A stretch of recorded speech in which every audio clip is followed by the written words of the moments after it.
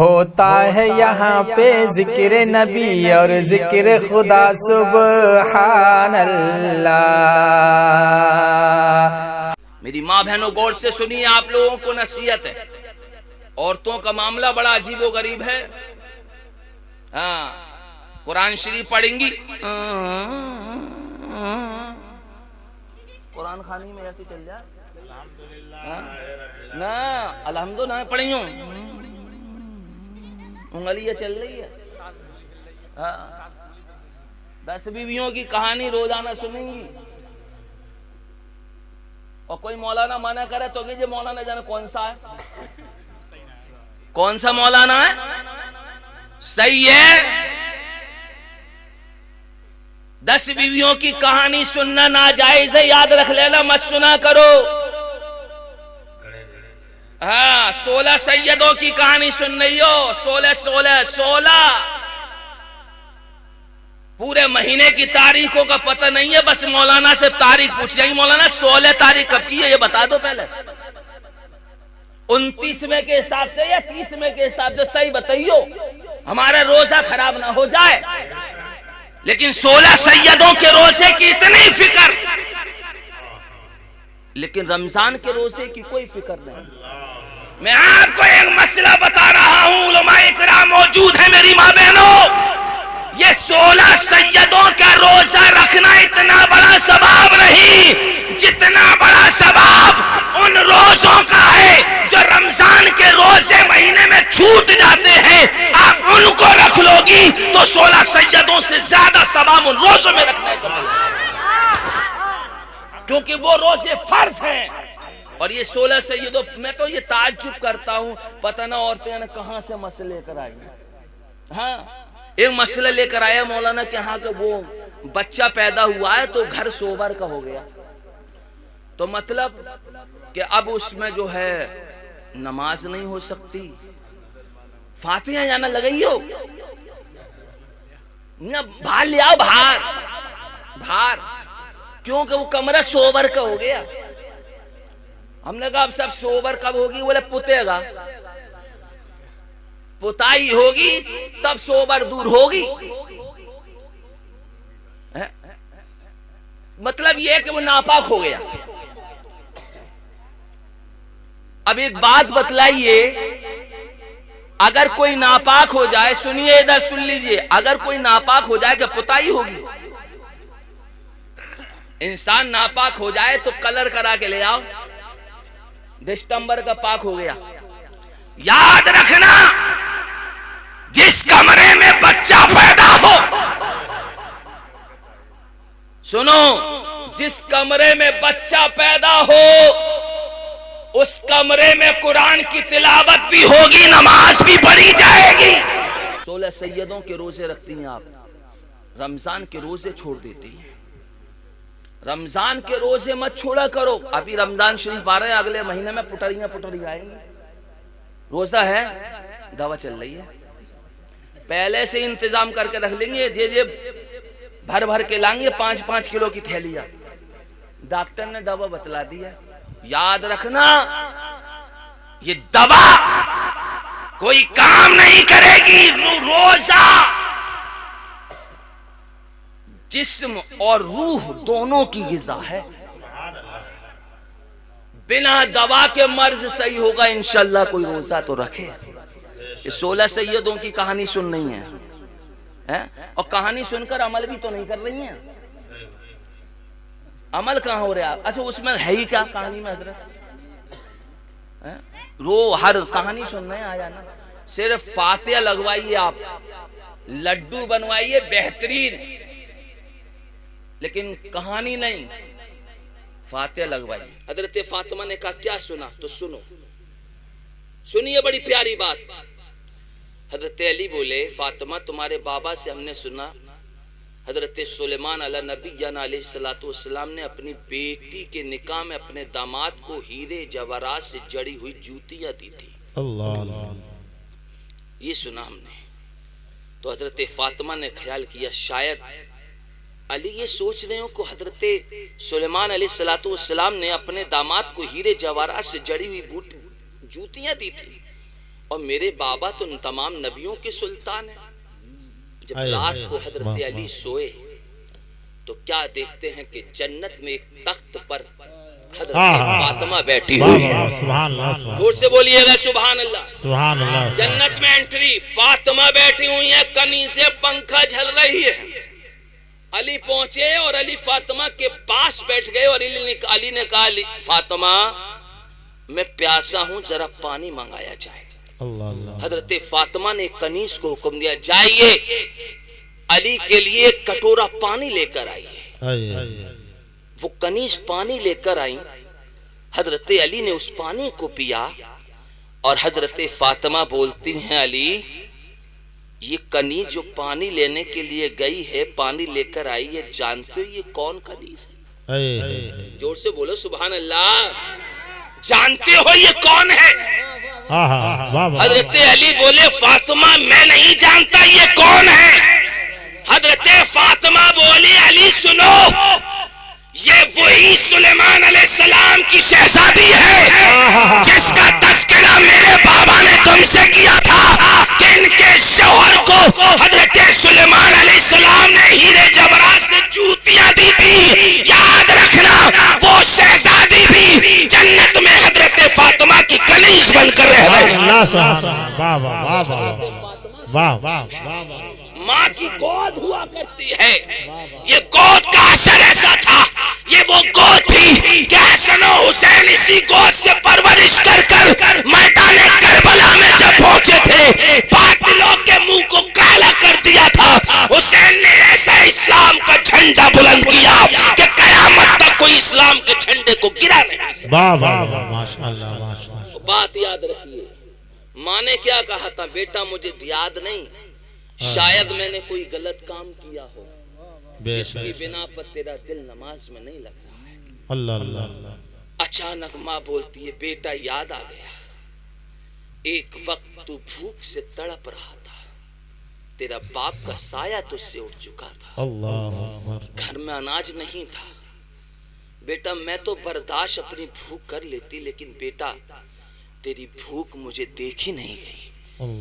میں مکان کے چھت پر دیکھا تھا تو پڑوسی کی چھت پر اناج سوکھ رہا تھا. میں ایک مٹھی اناج لے کر آئی، اس کو پیس کر بیٹا روٹی بنا کر تجھے کھلایا تھا. یہ غلطی ضرور مجھ سے ہوئی ہے. تو وہ بیٹا کہتا ہے ماں جلدی جائیے، اپنے اس پڑوسی سے معافی مانگ کر آئی ہے. وہ بوڑھی ماں جاتی ہے، اپنے پڑوسی سے کہتی ہے آپ ہمیں معاف کر دیجئے گا. پڑوسی کہتا ہے کس بات کی معافی مانگنے آئی ہو؟ وہ بوڑھی ماں کہتی ہے بہت دن پہلے ہم نے آپ کی مکان سے ایک مٹھی اناج اٹھایا تھا اور اس کو پیس کر کھایا تھا، اس کی آج ہم معافی مانگنے آئے ہیں. پڑوسی نے کہا بی بی جب میں نے معاف کیا میرے رب نے معاف کیا. اتنا کہنا تھا.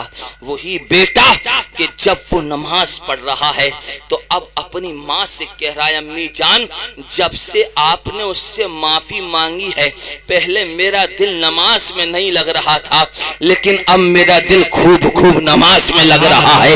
میرا دل ایسا آئینہ بن چکا ہے کہ میرا سر کعبے میں جھکتا ہے، دل مدینے میں. واہ واہ واہ کیا بات، بچے کی کیا بات، ماں کی گود.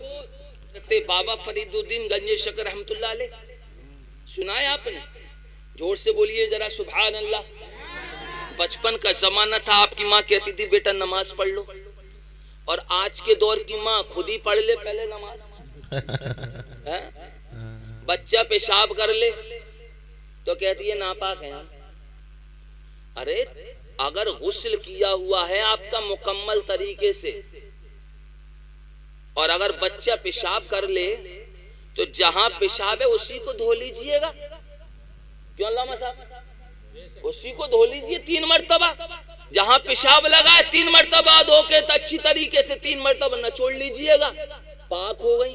اور اب تو بڑے اچھے انتظام ہو گئے ہیں، اب تکونیاں وغیرہ کوئی نہیں باندھتا ہے، اب تو وہ ڈائپر باندھنا. ہاں حگیس بولتے ہیں. تم نے بالکل خلاصہ کر دیا، اس میں کوئی ٹینشن ہی نہیں. اب تو پیشاب بھی اوپر نہیں آئے گا، لیکن خود پڑھے نماز تبھی تو بچہ تو تب پڑھے گا جب خود نماز پڑھے. بچہ قرآن تب پڑھے گا جب ماں قرآن پڑھے. حضرت سیدنا خواجہ قطب الدین بختیار کاکی رحمت اللہ تعالی علیہ جب پیدا ہوئے تھے تو جب آپ کی بسم اللہ شریف کی رسم کی ادائیگی کی گئی تو آپ نے 18 پارہ موسبانی سنا دیے تھے. سیدنا حمید الدین ناگوری نے کہا شہزادے آگے پڑھو, تو آپ نے کہا حضور میں نے اپنی ماں کے پیٹ میں 18 پارے سنے, انہی کو یاد کر لیا. سبحان اللہ سبحان اللہ. ماں تھی. آج کے دور کی ماں تو بس ٹی وی میں ملوث. اب ٹی وی ایک طرف رکھ گیا, اب تو بس وہ نیٹ ہی چل رہا ہے. حضرت لاک ڈاؤن میں لوگوں نے کہا کہ بھائی تمہیں کس چیز کی کمی محسوس ہوئی, تو لوگ بولے یار ایک چیز کی کمی محسوس ہوئی, یہ 1.5 GB کم پڑ گیا. اس چیز کی کمی محسوس ہوئی ہماری قوم کو. ارے کمی محسوس ہونی تھی تو یہ ہونی چاہیے تھی کہ ہم لوگ جماعت کے ساتھ مسجد میں نماز ادا نہ کر سکے. ہمارے مدارس بند ہو گئے. نہ جانے کتنے حفاظ کرام جن کے 25 28 پارے ہو چکے تھے, ان کا حفظ مکمل ہونے سے رہ گیا. وہ علماء کرام جن کی دستار بندیاں ہونے کو رہ گئی تھی, ان کا علم ادھورا رہ گیا. ہمیں اس چیز کی فکر ہونی چاہیے تھی, لیکن اگر فکر ہوئی ہمیں تو صرف اسی چیز کی ہوئی کہ 1.5 GB کم رہ گیا. یہ ہماری قوم کے حالات ہیں. حضرت بابا فرید الدین گنج شکر رحمۃ اللہ علیہ کی ماں نے کہا تھا بیٹا نماز پڑھو, تو آپ نے کہا امی جان نماز پڑھ کر کیا ہوگا؟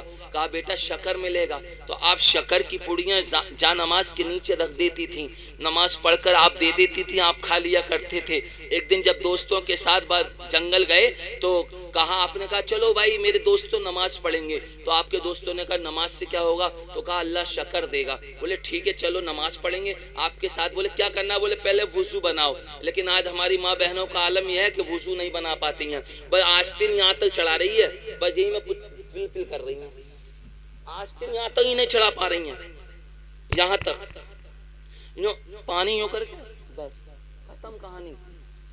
ارے جب تک یہاں تک سر کا مسا ہی نہیں معلوم ابھی تو عورتوں کو کہ سر کا مسا ہوتا کیسا ہے. وہ تو لیکن کلی تو کر ہی لیتے ہیں آدمی. پانی یوں کہ میں نے ایک سے کہا کہ پانی اوپر سوتنا پڑے گا ہڈی تک, تو بولے سر میں چڑھ جائے گا. سر میں چڑھ گیا, بولے سر میں چڑھ گیا تو اور ثواب زیادہ ملے گا. تو یہ آج ہمارا حال ہے. حضرت بابا فرید الدین گنج شکر رحمت اللہ تعالی علیہ نے وضو بنوایا اور سب نماز کے لیے کھڑے ہو گئے. سبحان اللہ سبحان اللہ. ماں کے ہاتھ اٹھے تھے, مولا جب تک میرا بیٹا میرے پاس تھا, آج میرے پاس نہیں ہے, تو رحم فرما, ہر بچے کی جا نماز کے نیچے شکر کا انتظام کر دے. ابھی دعا کے ہاتھ نیچے نہیں آ پائے تھے کہ روزانہ تو شکر کی پڑیاں رکھی ہوئی ہوتی تھی, لیکن آج اللہ پاک نے مصلی کے نیچے شکر ہی شکر فرما دیا. جہاں تک نظر وہاں تک شکر, جہاں تک نظر وہاں تک شکر. ماں اگر دعا کرے تو بچہ کچھ سے کچھ بن جاتا ہے. لیکن میں اپنے آپ لوگوں سے بھی کہوں گا, ماں کا بہت بڑا ادب و احترام ہے. خالی ماما نہیں, ماں کے فرائض نہیں ہے, اولاد کا بھی بڑا فرض ہے. حضرت موسیٰ علیہ السلام, بس آخری بات سمجھیے گا, حضرت موسیٰ علیہ السلام کوہ طور پر جاتے رہے آتے رہے, جاتے رہے آتے رہے.